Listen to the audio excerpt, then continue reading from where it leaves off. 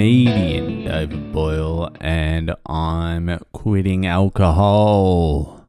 So one of my little hobbies is whenever I get a little bit of spare time and I have a computer in front of me, I like to do a little bit of demographic research. It works well with my ADHD and tickle of autism. I enjoy it. I enjoy trying to figure out what is going on demographically behind the scenes. Now, today, I just wanted to look at the fucking boomer generation, because the boomer generation in the US own like 40% of all the property. They hold a good chunk of the wealth of the US.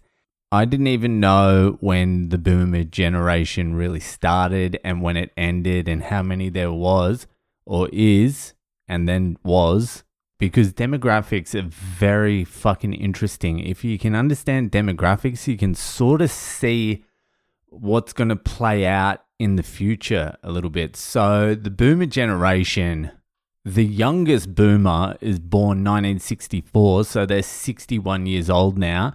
And the oldest boomer is 1946, just after the First World War, 79 to 80 years old now. So like the bulk of the boomer generation is between 61 and 69. And at the moment, they are dying at a rate of 1.5 to 2 million a year. And that is going to continue and accelerate for the next 15 to 20 years. So for the next 15 to 20 years, there is going to be 2.5 to 3 million, and I think it's going to peak at around 3.5 million per year, leaving the US and like Australia. You can do this for all Western countries, leaving with no replacements.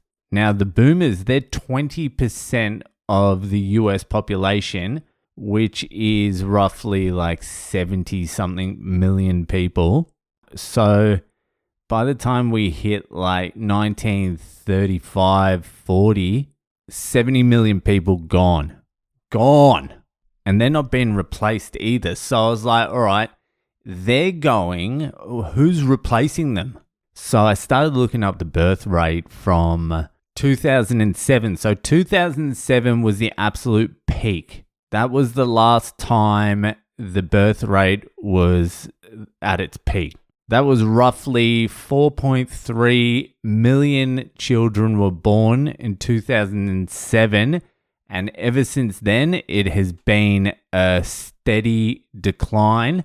And last year, there were 700,000 less kids born than there was in 2007.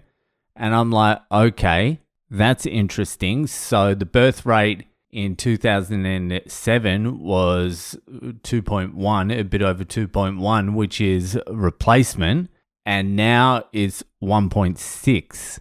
And I'm like, okay, that's interesting information. So there has been a massive decline since the 2008 financial crisis. But then I was like, that's just total people. That isn't fucking sifting through the data. So I was like, all right, give me the numbers adjusted for immigration. So I want to know the native-born births of the US population. And it turns out that if you adjust for immigration, the native-born population of the USA has been on a decline for the last 50 years. And the only reason it's been masked is because of immigration. So if you adjust for immigration, the US population is in deep, deep decline. And even though the immigrant population isn't as big as the native population yet, they're far, far outproducing the native-born population. So even though the total number of births increased since 1970, that was almost entirely due to immigrant mothers giving birth. So if you just take native-born American women, that can be of any race. Any race. I didn't sift it down to just white people. That's any race. Just a Native American. And I don't mean like native, like fucking American, like the native. Anyway, everyone knows there's not many of them left. I mean, people born in who... I mean, you know what I fucking mean. Don't worry. So if you whittle it down to native-born American women, the birth rate is actually 1.4. That is 30% below replacement level, and that is comparable. Well, it's exactly the same as Japan and South Korea and like Italy and shit like that. The places everyone's like they're in a demographic collapse that is irreparable. But the US story is it's all being covered up by immigration. And then I started looking up immigration. So then I looked up some of the immigration statistics, and tourism to the US is down 18%. International students is down from, well, this is fall last year, 17%.